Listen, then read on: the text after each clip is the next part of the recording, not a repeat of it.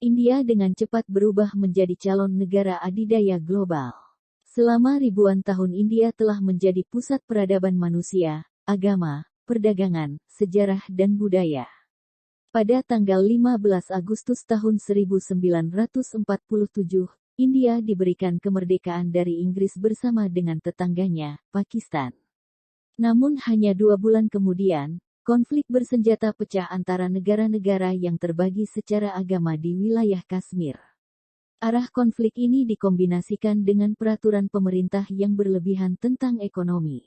Kemudian pada tahun 1991, pemerintah India memulai liberalisasi ekonomi secara besar-besaran, tarif impor dan pajak dikurangi, sementara pasar diregulasi ulang. Kebijakan ini membawa peningkatan investasi asing dalam jumlah besar. Sektor industri dan jasa negara India naik 772% dari tahun 1991 hingga 2019, sementara populasi India melonjak sejak 1960. Populasi India meningkat 209% dari 450 juta menjadi 1.390 miliar orang pada 2021. Beberapa dekade mendatang pertumbuhan penduduk ini akan terus berlanjut. Pada tahun 2027, penduduk India diproyeksikan akan melampaui China sehingga menjadikannya negara terpadat di dunia, dan pada tahun 2040, populasinya diproyeksikan mencapai 4 miliar orang. Pertumbuhan ini akan membuat India tetap muda dan angkatan kerjanya besar. Selama 30 tahun ke depan apakah India akan tumbuh memberikan keuntungan ekonomi yang besar terhadap dunia? Bahkan pada tahun 2050 PDB India diproyeksikan akan melampaui AS dan menjadikannya ekonomi terbesar kedua di dunia setelah China. Pertumbuhan ini akan meningkatkan PDB per kapita negara itu pada tahun 2050 yang diproyeksikan mencapai $26.000, hampir 4 kali lipat nilainya dibanding dengan tahun 2019. Saat ini, infrastruktur negara yang merupakan kunci untuk menarik investasi dalam mendorong pembangunan mereka sebagian besar cukup penting untuk ditingkatkan. India sedang mengejar banyak mega proyek skala besar. Yang pertama adalah koridor industri Delhi-Mumbai yang bernilai miliaran dolar. Koridor infrastruktur besar yang saat ini sedang dibangun India akan memiliki jalur rel, bandara, jalan raya, pembangkit listrik dan pelabuhan kota pintar. India sedang membangun kota-kota baru untuk menarik investasi di negara ini dan membangun ekonomi baru, dan semoga mega proyek India ini akan berhasil menarik investasi dan mendorong pertumbuhan ekonomi menjadikan India sumber pembangkit ekonomi global. Selain mega proyek infrastrukturnya, India memiliki beberapa keunggulan utama yang akan membantu mengangkatnya ke status negara adidaya. Pertama-tama letak wilayahnya yang strategis dengan banyaknya garis pantai. Keuntungan alami ini, meningkatkan efisiensi di sektor logistik, garis pantai India yang luas menjadikannya salah satu jalur pelayaran tersibuk di dunia. India sekarang berfungsi sebagai negara demokrasi terbesar di dunia, tepatnya di Asia Tengah, karena itu ia mampu mempengaruhi negara-negara Timur Tengah dan Asia Tenggara bersama dengan Cina. Dekade terakhir ini India telah meningkatkan hubungannya dengan negara-negara demokrasi besar lainnya di seluruh dunia termasuk dengan AS dan banyak negara Eropa.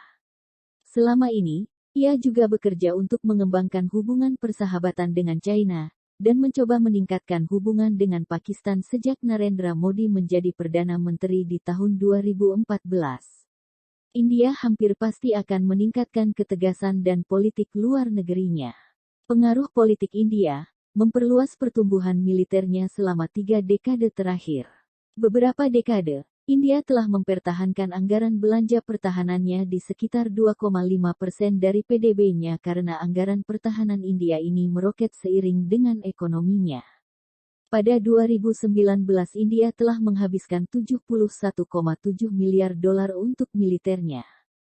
Hampir 2 kali lipat anggaran dibandingkan dekade sebelumnya, menjadikan anggaran pertahanan India terbesar ketiga di dunia di belakang AS dan China. Menurut Indeks Global Firepower 2021, India memiliki militer terkuat keempat di dunia di belakang China.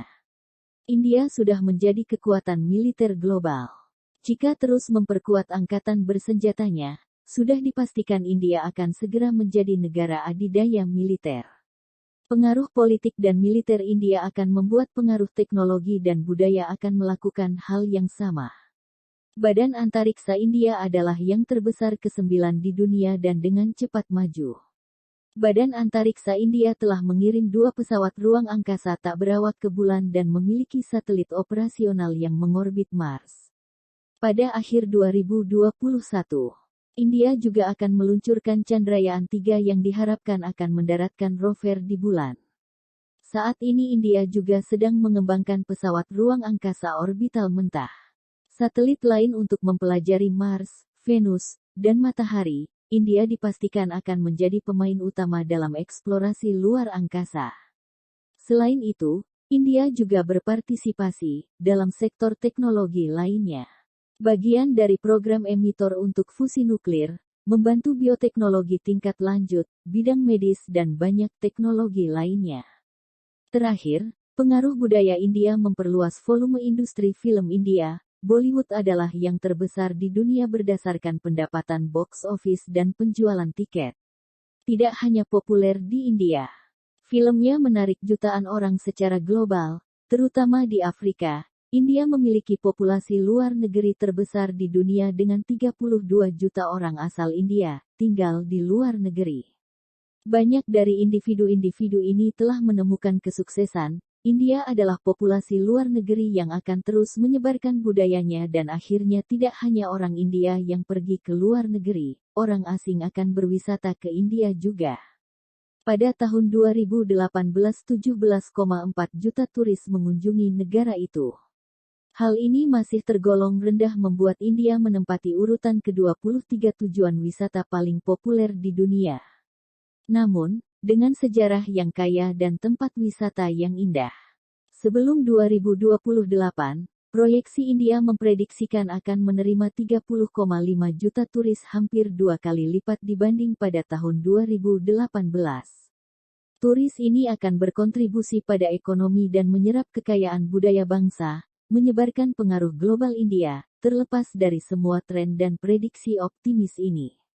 India masih memiliki beberapa masalah besar yang harus diatasi.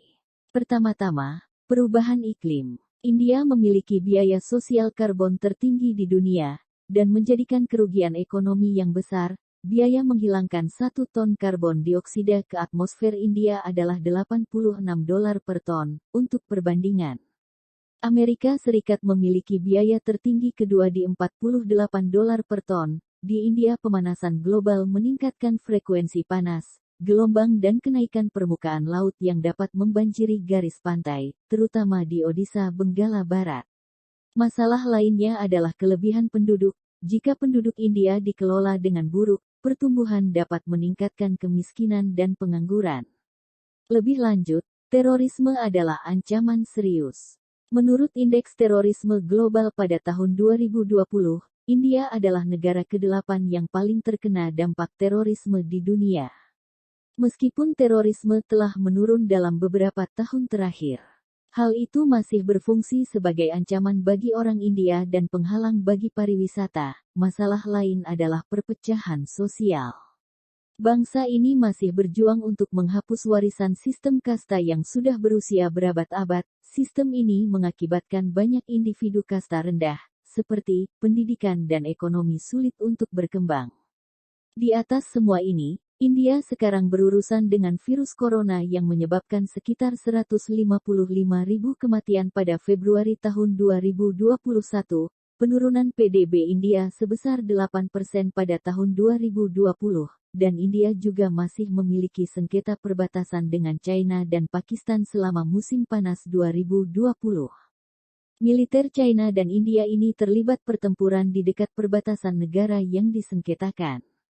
Terakhir, protes besar-besaran yang dikombinasikan dengan perpecahan etnis dan agama yang berkembang mengancam stabilitas negara.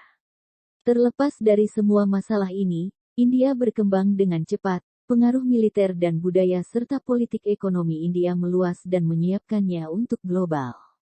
Bagaimana menurutmu? Apakah India akan menjadi negara adidaya global?